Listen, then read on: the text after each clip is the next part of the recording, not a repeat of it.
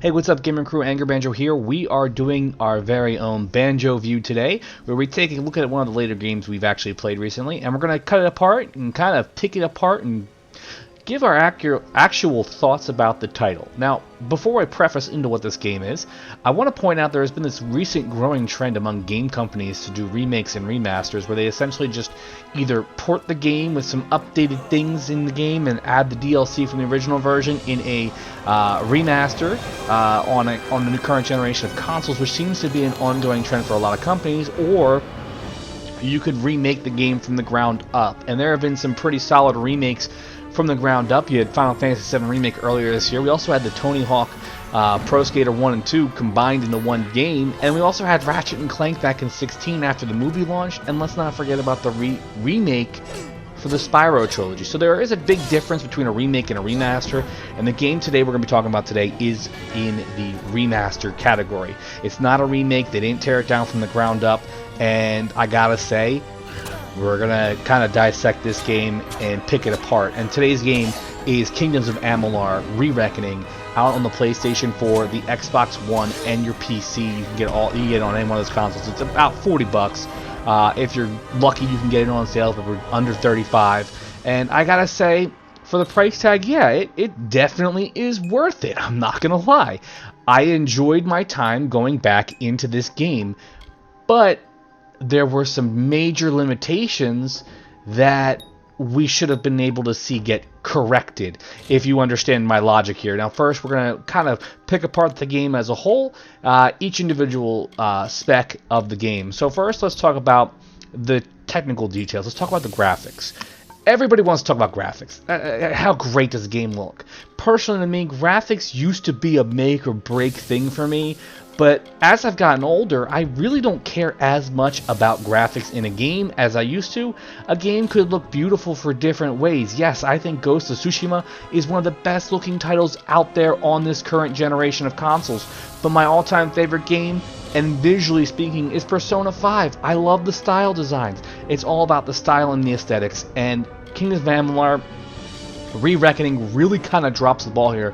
When the game came out originally in 2012, it was quirky, it was fun, it had that Fable meets World of Warcraft look to it, and it was okay. It was great. It kind of stood out because PlayStation gamers didn't have the ability to play Fable or World of Warcraft on a PlayStation. Obviously, you can't play World of Warcraft on a PlayStation. It's a PC game, guys. Come on. The game did have that little bit of a cartoony, but like, you know, very fantasy-esque visual design to it, and it worked for 2012. Flash forward about 8 years later now, and we're looking at a game that has aged. It aged a lot. And what did THQ do after EA, you know, they bought the rights from EA? They just changed the color scheme up a bit, brightened it up, and they slapped it out there, put a price tag on it, and boom. Now, graphics, as I said, aren't everything, but when a game looks rough around the edges as a remake or a remaster, you kind of feel a little like, you know, stabbed in the back, so to speak. It's not a make or break situation in this case, because this game didn't look amazing on the PlayStation 3 or Xbox 360. It looked good. It was passable. What really makes or breaks a fantasy game or an action RPG in this case is the gameplay. The core gameplay here is still there. It still plays well, but there's a big difference. It's aged 8 years. If you're curious how the game plays, you've never seen it played before, I want to point out the fact that the game plays kind of like a more fair, easier Dark Souls game. And I say fair and easier like you guys understand what I'm talking about. So a lot of the game core gameplay mechanics rely on blocking, dodging, and parrying. Mechanics you see in games like Dark Souls, Ghost of Tsushima. A lot of these modern games do it, and they're brutal, they're challenging. This one, you don't really need to be able to do it. You can spam long-range attacks such as arrows or magic spells, and you'll be fine. You'll be fine. It really isn't that hard of a game. You can play it on any difficulty and kind of have mild challenge at most. I played the game on hard, and then at one point it got a little too hard with the bosses because I'm not good at playing games on higher up difficulty, so I lowered the difficulty down to normal and I breezed through the rest of the game. Now, the game has I would say three different, but there's mainly a variety of playstyles. We have our finesse playstyle. You can play as a rogue or ranger type, where you're going to be more up close and kind of doing more speed-based damage, and then, you know, shooting your bow and arrow. Then you have the spellcaster, your mage, your wizard, whatever you want to call it. You can be doing long-range magic attacks. You can still do physical attacks with, you know, your staff or whatever. And then we have our brute force character. Now, of course, the cool thing about this game is you can mix. You can mix and match all three types together as you level up. That's a cool feature in the game, and I think that really kind of stood out, where you could be the Mary Sue or, you know, the jack of all trades type character, or you could focus heavily on being a brute physical spellcaster, where you kind of are good at both, you know. And that really works, and that still kind of shows.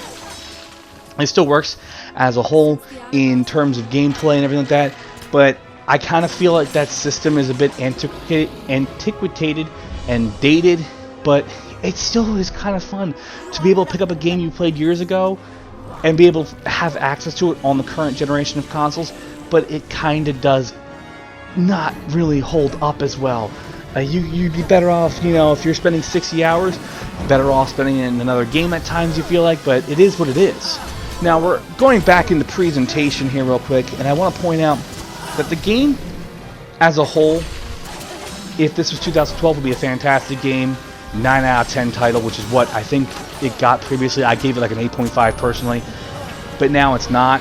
And the reason is also the presentation itself. Yes, the game has a beautiful soundtrack, the score is great, and they did spare no expense originally when they made this game on the score, and that's fine. It still holds up well. It has that really like Lord of the Rings-esque, like B-movie Lord of the Rings-esque soundtrack, and there's nothing wrong with that. It's totally fine. It's acceptable. It's passable. And as I said, it is passable, but the big thing the game focuses heavily on is the story. The story was crafted by R.A. Salvatore. Now, if you don't know who R.A. Salvatore is, he's a big fantasy novelist, and the story does feel old. It's your generic fantasy trope. You are the chosen one, so to speak. You have to save the world from evil.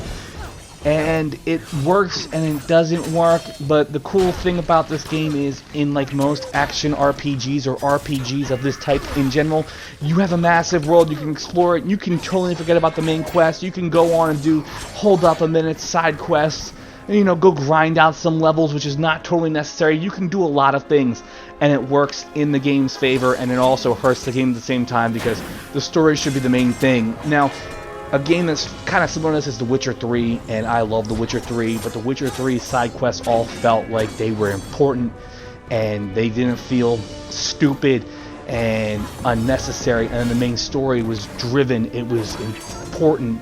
This one, your character's dead, you come back to life, and there's a big bad dude trying to take over the world. That's such a generic plot. Now in 2012, that was still a pretty good plot, and it still is a pretty decent plot. I'm not trying to shit on the plot of this game. I'm just trying to say you could expect more from an acclaimed fantasy novelist. Another thing is, we're still talking about presentation. Some of the characters were designed by Todd McFarlane, you know, the dude who did Spawn and those, you know, action figures and everything like that.